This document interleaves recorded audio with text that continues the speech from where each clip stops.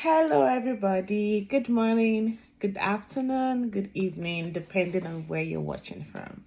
How are you doing today? I hope the weather is treating you nice. It's really good to be here today. So, my name is Chidima, a member of the Guided Dreams team, your number one education migration hub here in Ontario, Canada. We provide you with the best of information on migration to Canada. Okay, so today I'm here to talk about something really vital, really important. So, this particular topic was prompted by some questions, some concerns from our viewers, and we did provide some answers. But I was like, girl, why don't you just do a video about this so that more people will actually understand? So, which is why I am here today. So, what am I talking about? The real life experience of living in Canada. The real life experience. Okay, so some people come to our comment section, they send emails, they send us direct messages, and they were like, we heard that people are stranded, people are homeless, jobless, hungry, and all of that in Canada. And I'm like, where did you get that from? Where did you get the conclusion from? So, what is the real situation? So I'm talking to you based on real life situation because of the nature of my job, the kind of people I meet every day, my mentees and all of that. I've seen different situations, different challenges, and trust me, no one who comes prepared to Canada is ever found in such situation. I haven't met anyone personally. There might be actually, but I haven't personally encountered anybody who prepared for this big project and is left stranded like that. Every country has a peculiar challenges, Every country has its own peculiar challenges, be it housing, be it jobs and unemployment and all of that. But what matters most is the support from the government to cushion the effect of these challenges. And trust me, I can give it to the Canadian government. They do try, just to cushion the effect of the challenges that people go through, but don't bank on that. So what do I mean by preparing, by planning? So migration is a huge project. Like you're leaving your home country to a totally different country. It's not your home. You're not born there. So you should be prepared. And there is something called proof of funds. So which is one of the requirements if you're going for the student visa, permanent resident visa, work visa, and all of that. They expect you to present a proof of fund, which shows that you're able to sustain yourself and your family until you get a job. Secondly, there are different ways of migration. You can use the permanent resident visa, the student visa, or the temporary work visa. Either of these ones enables you to get a job because you have a work visa or a student visa or a PR visa. Then employers will be able to employ you. You are legally allowed to work and live in Canada. But we have some situations where we see people that come in with a visitor visa and next thing they are seeking for asylum. You know what this means? This means is that, please, Canada government, I am here, accept me to live with you because I don't feel safe where I'm coming from, or something like that. And before they grant you this opportunity, employers cannot employ you because you don't have a valid visa. It's difficult for them to employ you. The same thing. So how are you going to be able to pay for rent or feed yourself? So in such situations, you see people that are going to shelters to stay. And sometimes the shelter is already filled up, and you see some people sleeping on the streets and all of that. So this is the situation that bring about what you see on social media, where they're talking about people being homeless and all of that.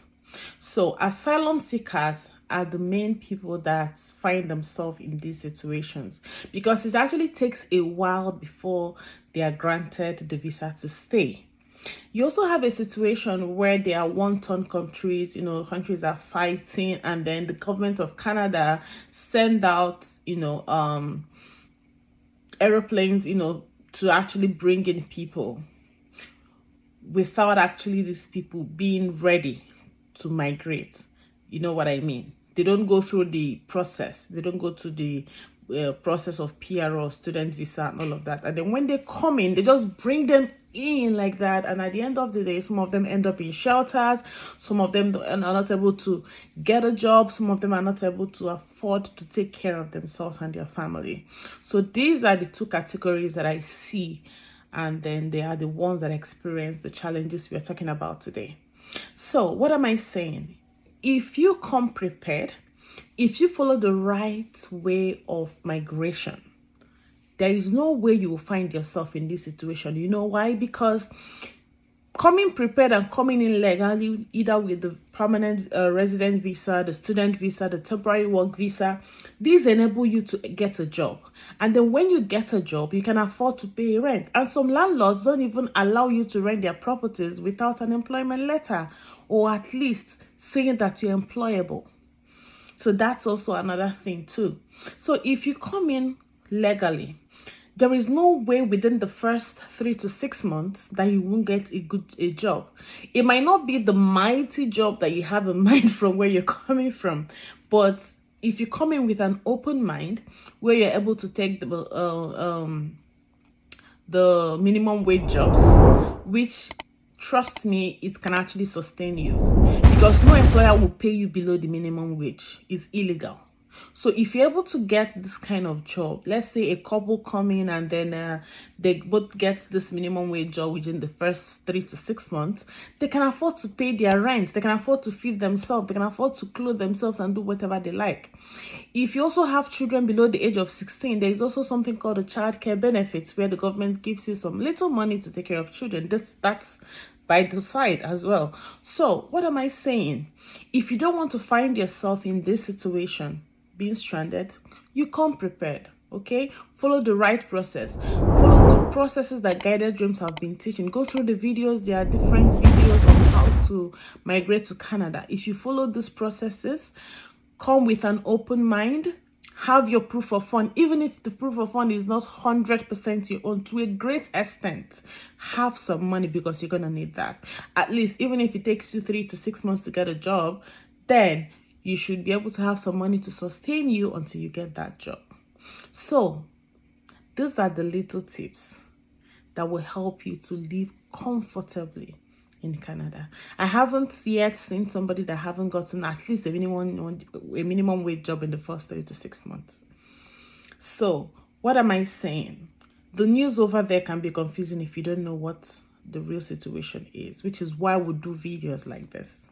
And I ask now, have you subscribed? Have you liked? Oh, you have to like this video. You just have to like this video. Okay, so don't forget to subscribe, don't forget to like, don't forget to share this video with your friends and relatives and loved ones, because it's really important. Information is really priceless, if you agree with me. So also don't forget to turn on the notification bell, just so you get notified whenever we post more videos. And if you need more clarification on any other thing, if you have more questions, please feel free to put them in the comment section, and we'll be glad to to answer all your questions gladly. Thank you so much for sharing these few minutes with me, and I do hope to see you in my next video. Bye.